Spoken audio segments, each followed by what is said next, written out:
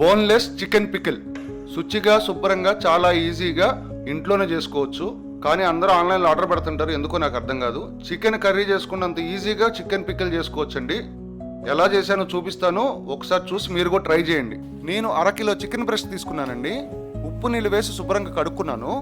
ఇప్పుడు ఈ చికెన్ని అంగుళం సైజు ముక్కల కింద కట్ చేసుకుంటున్నాను. 5 వెల్లుల్లి రెబ్బలు, 1 అంగుళం సైజు అల్లం ముక్క. అల్లం వెల్లుల్లి పేస్ట్ ఇంట్లో ఫ్రెష్గా తయారు చేసుకోండి, అప్పుడు టేస్ట్ ఇంకా బాగుంటుంది.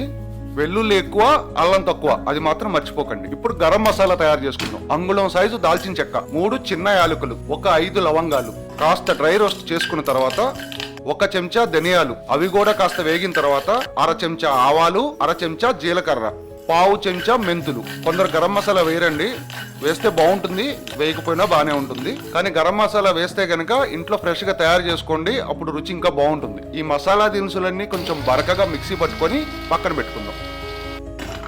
1 చెంచా వేరుశెనగ నూనె కాస్త వేడెక్కాక ఇందాక కట్ చేసుకున్న చికెన్ ముక్కలన్నీ వేసి చిటికెడు పసుపు, 1/2 చెంచా ఉప్పు. ఇప్పుడు ఇందాక తయారు చేసుకున్న అల్లం వెల్లుల్లి పేస్ట్ వేయండి. ఇలా చికెన్ ముక్కలతో కలిపి వేపుకోవడం వల్ల చికెన్కి అల్లం వెల్లుల్లి బాగా పట్టుకుంటుంది. ఇప్పుడు మూత పెట్టి కాసేపు ఉడకనివ్వండి. ఇలా వాటర్ వస్తుంది కదండి, ఈ వాటర్ అంతా ఆవిరైపోవాలి. మొత్తం వాటర్ ఆవిరైపోయిందండి, చికెన్ కూడా ఉడికిపోయింది. ఇప్పుడు దీన్ని పక్కకు తీసుకుందాం. ఇంకొక కడాయిలో 100 ml వేరుశెనగ నూనె అండి. మీరు కావాలంటే ఇంకో 25 ml ఎక్స్ట్రా యాడ్ చేసుకోవచ్చు. కాస్త వేడెక్కాక ఇందాక ఉడకబెట్టుకున్న చికెన్ ముక్కలు అందులో వేసేద్దాం. నేను కొన్ని రివ్యూస్ చూశానండి, చాలా మంది ఆయిల్ ఎక్కువ ఉంది లేదా ముక్క గట్టిగా ఉంది, రివ్యూస్ లో ఇలాంటి మాటలు అన్నారు. ఆయిల్ ఎక్కువ ఉంటే పికిల్ ఎక్కువ కాలం నిల్వ ఉంటుందండి. అలాగే చికెన్ ముక్కలను ఎక్కువగా వేపుకుంటే అది కూడా ఎక్కువ కాలం నిల్వ ఉంటుంది, కానీ ముక్కలు గట్టిగా అయిపోతాయి.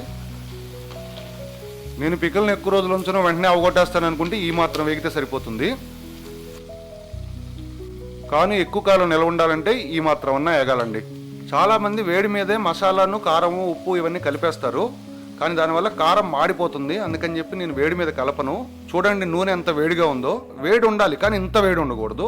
కొంచెం చల్లారిన తర్వాత 1 టేబుల్ స్పూను గల్లుప్పు, ఇది నేను కాస్త మెదుపుకున్నానండి ఈజీగా కలుస్తుందని. అలాగే ఇందాక మనం తయారు చేసుకున్న గరం మసాలా 2 టేబుల్ స్పూన్ల కారం బాగా కలుపుకోవాలండి.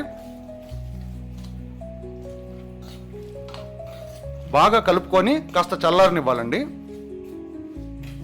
చల్లారిపోయిందండి. ఇప్పుడు 1 నిమ్మకాయ పిండుతాను.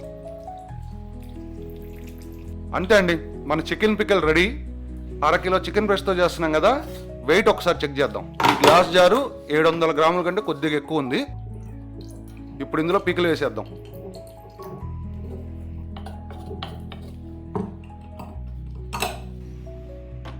ఇప్పుడు వెయిట్ చూద్దామండి. 1200 గ్రామ్స్ వచ్చింది. 1/2 కిలో బోన్లెస్ చికెన్కి నా కొలతల ప్రకారం చేసుకుంటే 1/2 కిలో చికెన్ పికిల్ రెడీ అవుతుంది.